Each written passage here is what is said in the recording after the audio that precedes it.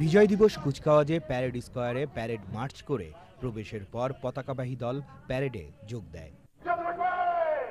এরপর প্যারেড স্কয়ারে আসেন প্রধানমন্ত্রী শেখ হাসিনা। পরে প্যারেড স্কয়ারে যোগ দেন প্রধান অতিথি রাষ্ট্রপতি মোহাম্মদ আব্দুল হামিদ। রাষ্ট্রপতি মোহাম্মদ আব্দুল হামিদ সালাম গ্রহণ করে প্যারেড পরিদর্শন করেন। রাষ্ট্রপতির অনুমতি নিয়ে প্যারেড শুরু করেন প্যারেড অধিনায়ক মেজর জেনারেল ওয়াকার উজ্জামান।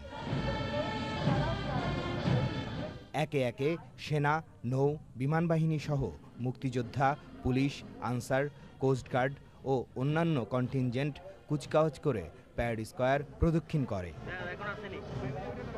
ওয়ারডগ ও অশ্বারোহী দলের অভিবাদন শেষে জাতীয় পতাকা সহ বিভিন্ন পতাকা নিয়ে ছত্রী সেনারা অবতরণ ও অভিবাদন জানান। বিশাল পতাকা নিয়ে প্যারেড স্কয়ারে আসে জাতীয় পতাকাবাহী contingent. Army aviation, naval aviation ও র্যাবের ফ্লাইপাস্ট শেষে যান্ত্রিক বহরের কুচকাওয়াজ। নৌবাহিনীতে যুক্ত হতে যাওয়া সাবমেরিনের মডেল ছিল এবারের কুচকাওয়াজের অন্যতম আকর্ষণ।